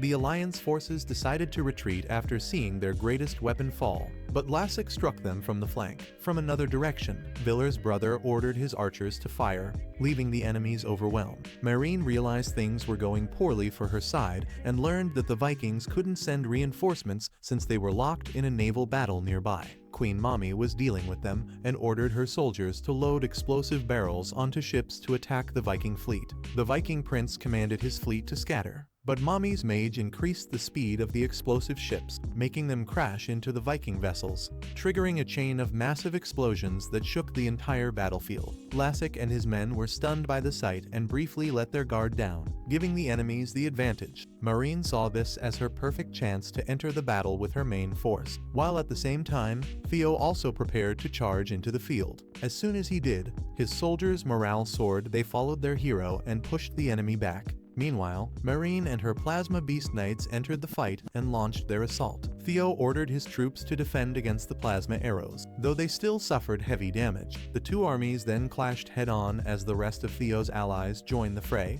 Lassik was still taking down enemy knights, while Saluka handled multiple mages at once. Aishella rampaged as always, and Irvin, along with the twins, quickly took out the Alliance's archers. The battle raged on evenly on both sides. Saluka blocked an entire volley of plasma arrows with her magic, but she was running out of breath. She tried to fight again but fainted, and Theo caught her before she fell. Just when things seemed desperate, Alexis arrived with his army, and Theo's soldiers believed victory was certain. Marine realized she couldn't win against both of them and immediately ordered her troops to retreat. Theo also decided to pull back and told Saluka to arrange another meeting between the three leaders. The meeting took place, and Marine couldn't look Alexis in the eyes. While he couldn't stop looking at her, Theo sat down and said he had two proposals. The first was a truce between the three forces, but Marine immediately refused, saying a truce would only benefit their real enemy, the one behind the great wedding tragedy. Alexis had no idea what she meant and explained that their true enemy was the Mage Academy. They were the ones who had created the current noble system and had always ruled the world from the shadows. Alexis looked at his mage, who avoided his gaze as if he knew something. Marine declared that the nobles were nothing more than puppets in the hands of the Mage Academy, used to ensure the Age of Chaos would never end. Theo replied that this was their chance to free themselves from that control, but Marine believed the Academy would never allow them to sign a truce and would do something to prevent it. This led Theo to his second proposal, the marriage of Marine and Alexis.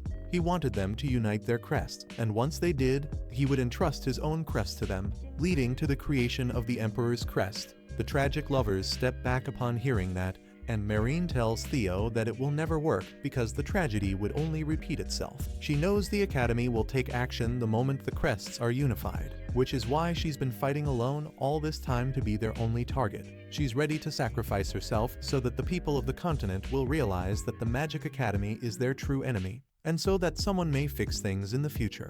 Theo declares that their best chance to set things right is now, with them, but Marine yells that she won't accept it. When he presses her for the reason behind her stubbornness, she answers through tears that she doesn't want Alexis to be dragged into the bloody war. She only wants him to be safe, but he says he desires nothing more than to fight by her side. Alexis takes her outside and asks her to look at his army, which has been arranged in the shape of a flower just like the one he once left outside her room at the Academy. Marine is moved, and Alexis kneels before her, asking her to become his queen. She steps back, saying she doesn't deserve him because she allowed Mirza to take her crest. Alexis is shocked to hear that but asks Marine if she loved Mirza when it happened. When he learns that she never had feelings for the prince, he says that in that case, it doesn't matter. Alexis declares that he still loves her despite everything and wants her to accept his love. Marine cries, saying she's responsible for the deaths of thousands and doesn't deserve happiness, but he holds her hands and says he will share her unhappiness as well.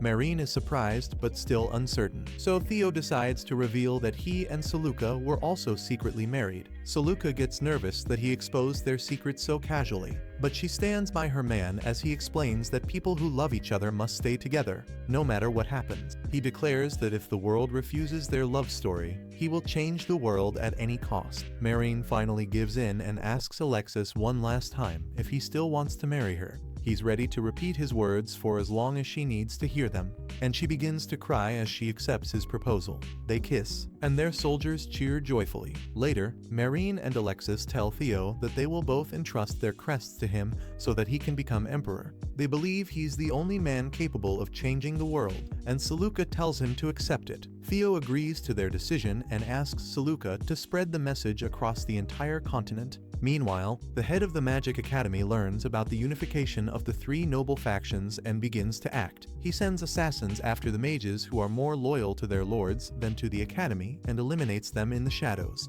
As he watches the destruction, the vampire king Dimitri appears behind him. The leader of the mages informs him that the nobles have united to create the Emperor's crest and that the Academy must now face them in direct battle to prevent their success. He claims that everything is being done to fulfill his master's will, and the vampire king agrees before vanishing. While Theo and Saluka sit by the lake, they receive a message from a mage who was attacked by assassins. He's broadcasting his message to all mages across the continent to inform them that the academy has begun to move. They've declared their intent to attack every mage loyal to the nobles and will soon start a war against the nobles themselves. The mage warns everyone to break their wands, as the academy is tracking them, and urges them to beware of the academy's dark nature. Theo and the other leaders immediately call a meeting to inform the nobles about the Magic Academy's declaration of war. Saluka states that the academy will never allow the Emperor's crest to be completed, no matter the cost, and that their only choice is to fight back. She then announces the plan to merge the Alliance, the Union, and the Treaty into the Imperial Army, which will march toward the Magic Academy. Everyone is thrilled to hear that, but Theo warns them that this will be the hardest battle yet, and that those who don't wish to fight can leave now. The nobles have no doubt that they will join the battle, but the Queen Mother asks the mages what they intend to do. All the mages declare their loyalty to their masters and refuse to abandon them. But Alexis's mage announces that he will side with the academy. He asks permission to break his contract and leave, which is granted. The mage departs with others who don't wish to take part in the war, and Saluka thanks everyone who chose to stay. She then tells all mages to break their wands because the academy might track and spy on them through their magic. The mages know that this will make using magic much harder for them, but they follow Saluka's example and break their wands to prove they are ready to fight against the academy. Later, Saluka meets with her father to discuss the strategy for the upcoming war. A significant number of nobles and mages have left their side, and they realize the battle will be truly difficult. Saluka thinks that being unable to communicate on the battlefield without their wands will be a major setback, but Albus tells her to find another way. Since she's now the leader of all mages in the Imperial Army, she's happy to know that her father trusts her and remarks that it's the first time they've worked together. Suddenly, Ashella enters the tent, and her mood turns bitter when she sees Albus. Saluka tells Ashella to join the meeting and tries to make her forgive her father for trying to kill her, but Ashella refuses. Saluka recalls the old days, when she broke the academy's rules by freeing the demon cat from the zoo, and the cat comes out upon hearing its name. Ashella says she couldn't believe that the head of the Magic Academy was so determined to kill her that day, and that Albus chose to support him instead of protecting his own daughter. Saluka thanks Ashella for getting her out of the academy that day, even sacrificing her career as a witch for her. Ashella says Albus should have done that himself since he's her adoptive father, and asks what he truly thinks of them. He replies that he's proud of both of them, and that they are both his daughters. While Saluka hugs him, Ashella can only sulk, remembering how she was cast out of the family for failing to become a mage.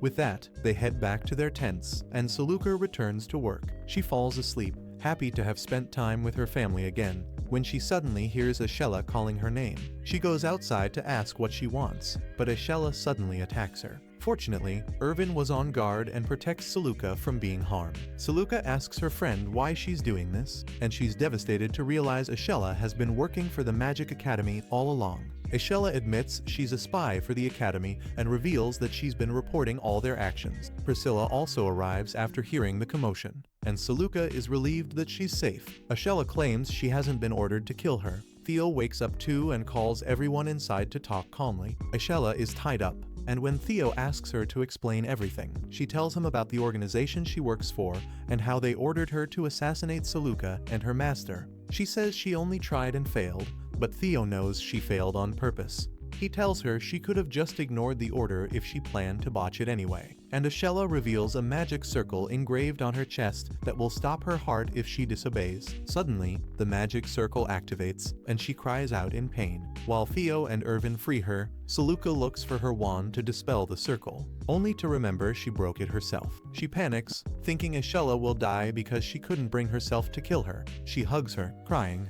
But then Priscilla steps forward and announces that she won't let her die. She uses her Holy Grail crest and pours her energy into Ashella's magic circle, purifying it. Priscilla collapses, and Saluka holds her, thanking her deeply. Ashella thanks her too for saving her life, but then mentions she's lost her superhuman powers because of it and won't be able to fight in the war anymore. She says they should execute her for attempting to assassinate the Emperor, but Theo replies that her attempt doesn't count. He then asks her to reveal everything about her secret organization. Ashella tells him they were the ones who asked the Black Witch Yana to summon the Demon Lord during the Great Wedding Tragedy. Her organization seeks to control chaos and prevent the nobles from eradicating it, since that would cause both the crests and magical powers to disappear. She states that they were the ones who laid the founding principles of the Magic Academy and have eliminated any noble who came close to becoming emperor. Saluka can't understand why the Academy is so desperate to preserve chaos and believes that simply losing magical power isn't reason enough. Ashella says that's more than enough to have many lords and superhumans on their side. At that moment, a soldier rushes into the tent and tells Theo that many nobles and superhumans in the Imperial Army have started to stir. He realizes that they too are supporters of the secret organization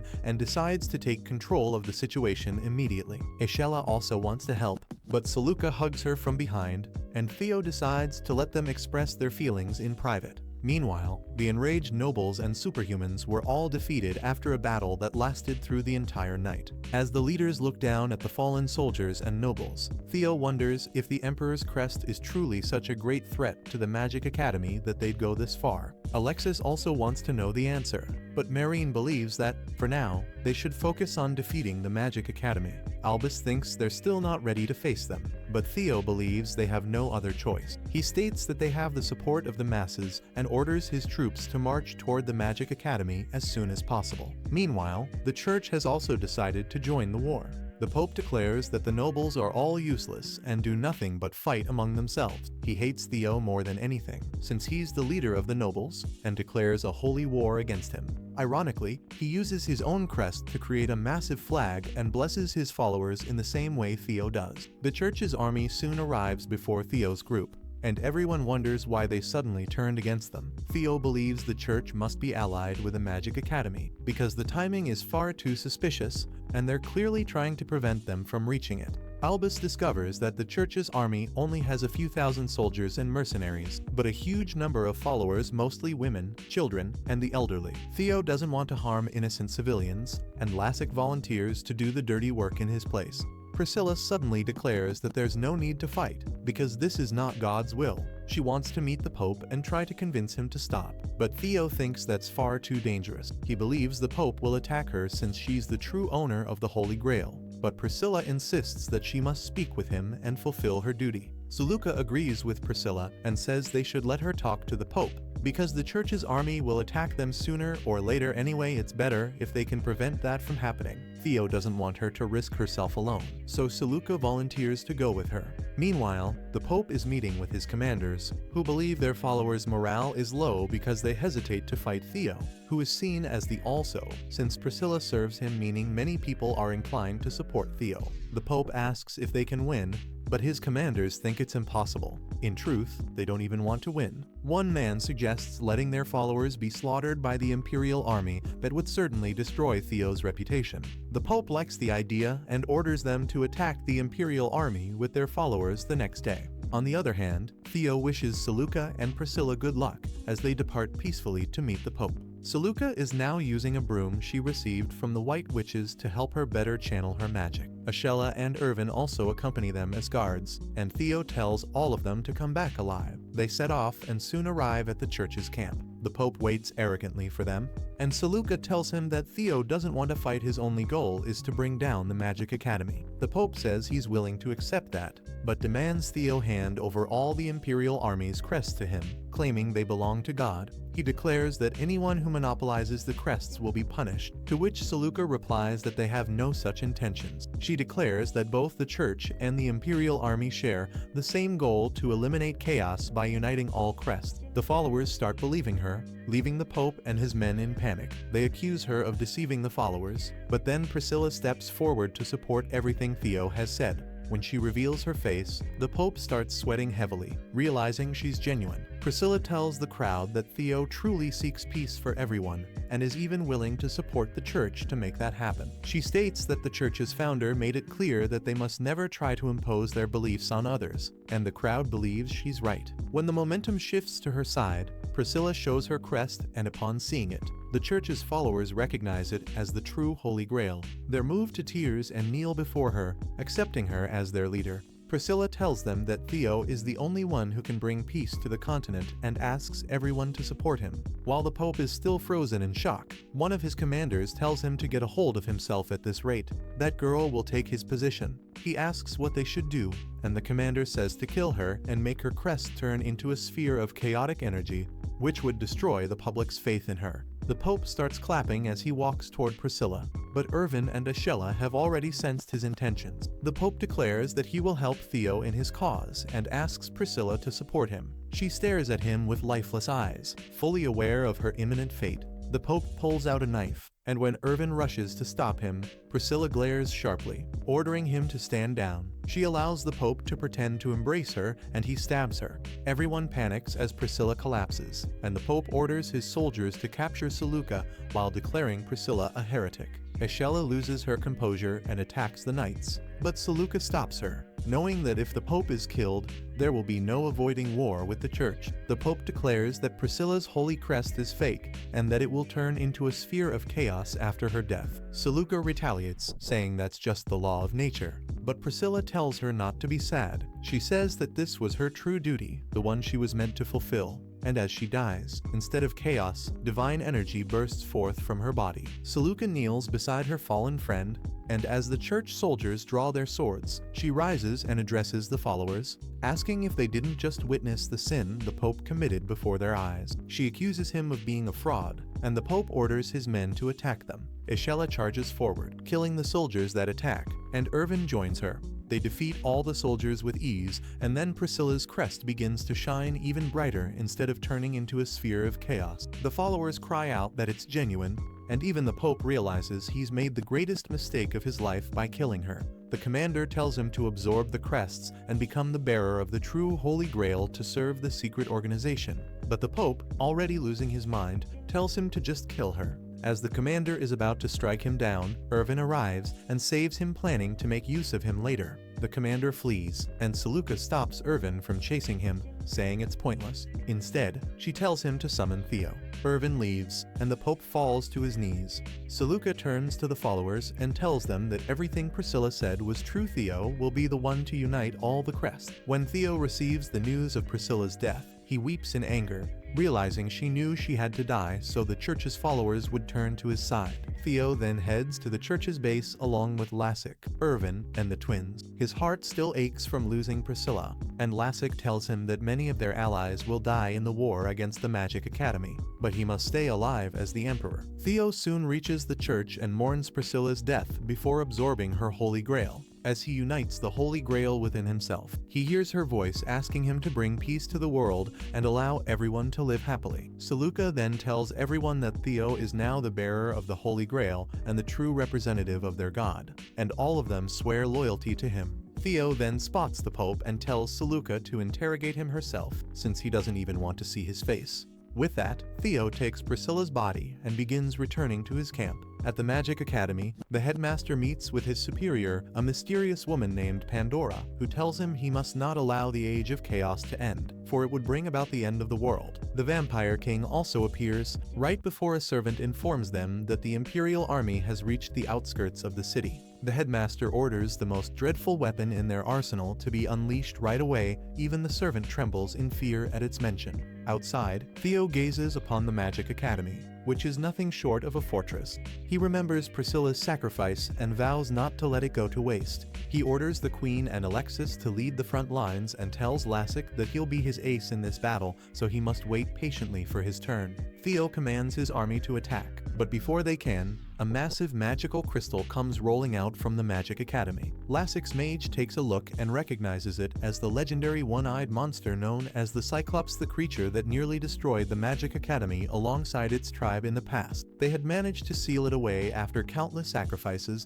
and since then, performed many experiments on it. The Academy's mages now surround the magical crystal and begin releasing the seal on the Cyclops. When the monster is released, it breaks its chains and kills the mages who had just freed it. Lassik begins to tremble from a mix of excitement and fear, asking his mage how they can defeat the Cyclops. The mage says it would be suicide, but Lassik tells him to find a way. He recalls that, in the past, the mages defeated the creature by using a giant lens to burn its eye, and Lassik reminds him that he also specializes in light-based magic. The mage sighs, accepting his master's order, and says they'll have to defeat the Cyclops on their own. The message reaches Theo, and though Seleuca thinks it's a bad idea, he knows Lassik won't stop even if he asks him to. Seleucus comments that Lassic is one of their strongest warriors and they need him to win the war, and Theo replies that's exactly why they can't stop him from fighting the Cyclops. Meanwhile, Lassic leads a small group as they pursue the monster, volunteering to distract it while they prepare a way to deal with it.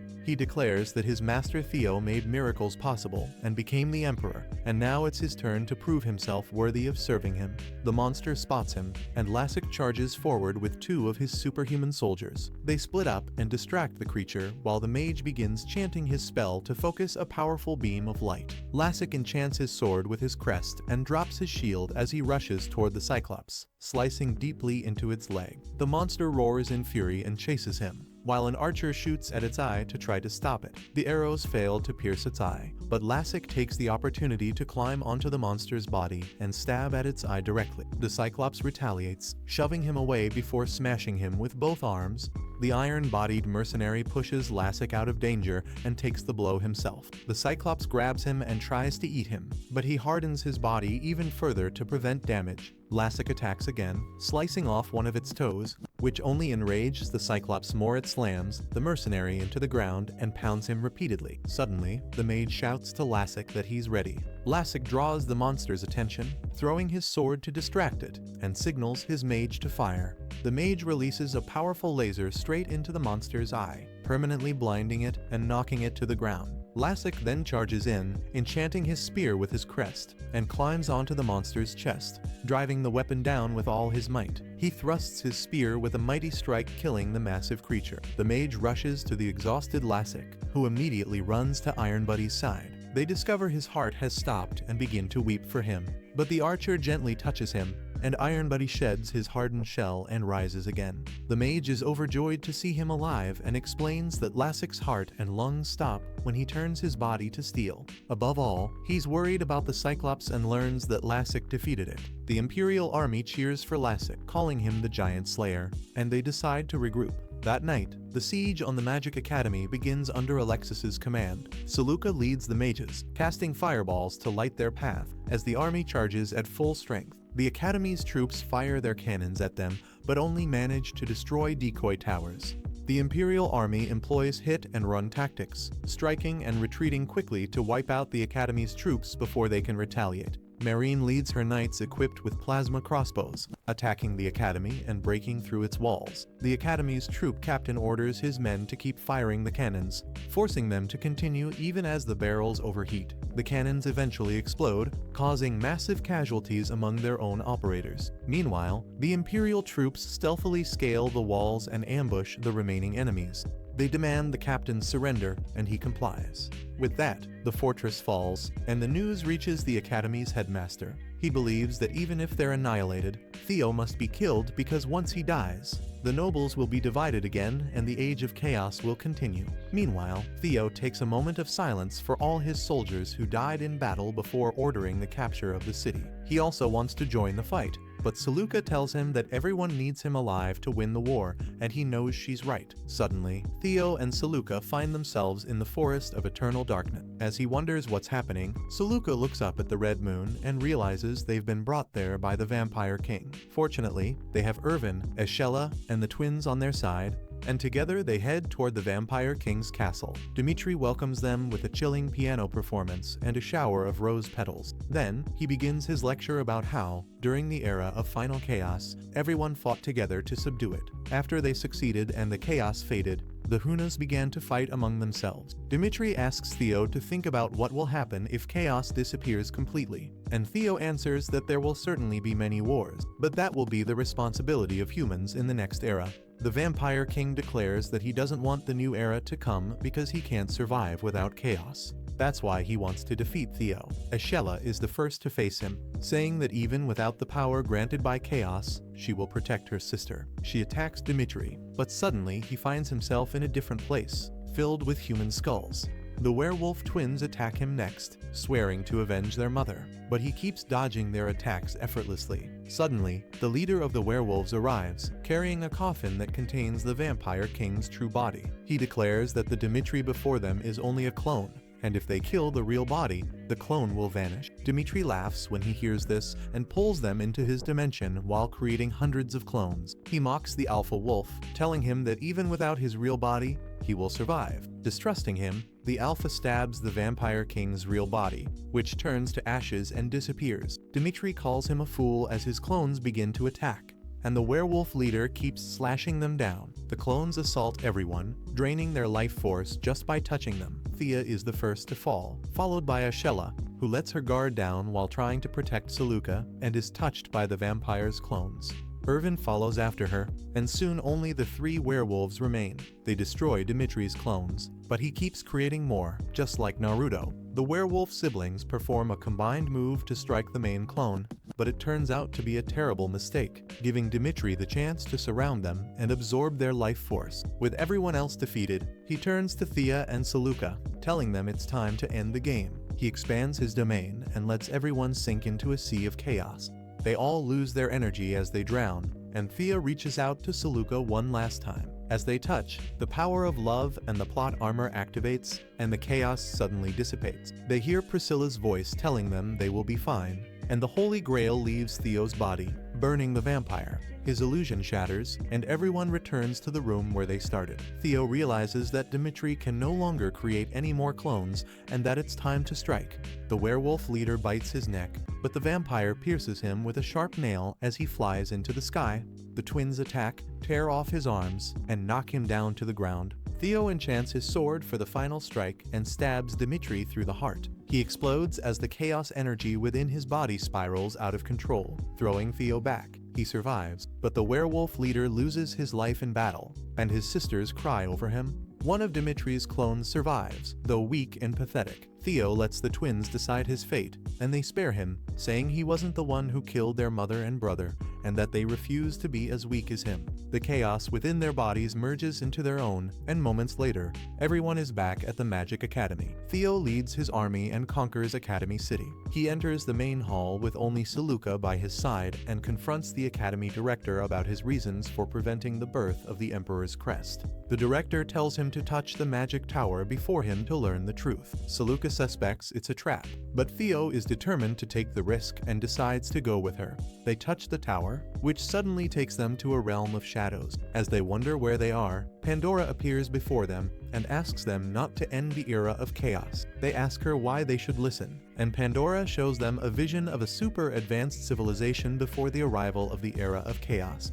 Theo and Saluka are amazed by a vision that seems straight out of fantasy and believe they could reach that level someday if the era of chaos ends. However, Pandora tells them that the civilization they're seeing now is an ultra-futuristic Earth. People gained great power through technology, but used it for destruction and ended up annihilating planets because of war. Pandora states that, to prevent humans from reaching control over a supreme energy that would surpass even nuclear power, it was decided to spread chaos throughout the world so that civilization could never develop beyond a certain point. In this way, she believes Earth will not be destroyed, and Theo is far from pleased by her reasoning. Pandora vanishes while repeating her message that they must not let the era of chaos end. Theo and Saluka find themselves once again in a grand hall, where the director tells them that this is why the Magic Academy wants to stop the formation of the Emperor's crest. Theo tells him that even though the world might be destroyed in a distant future because of technology, he can no longer allow the people living today to be sacrificed to chaos. However, he declares that he will end the era of chaos, and Saluka stands by his side. The director, having received his answer,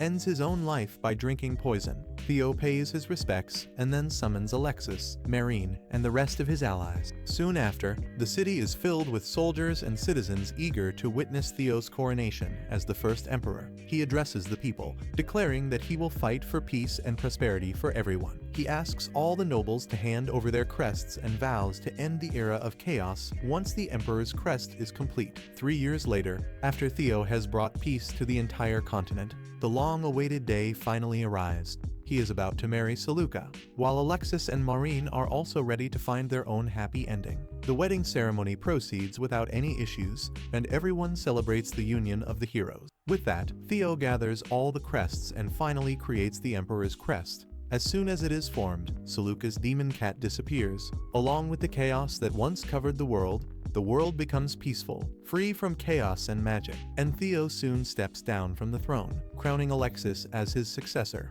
Afterward, he returns to Sestina with Seleucia and rules over the homeland where his journey began, living happily ever after.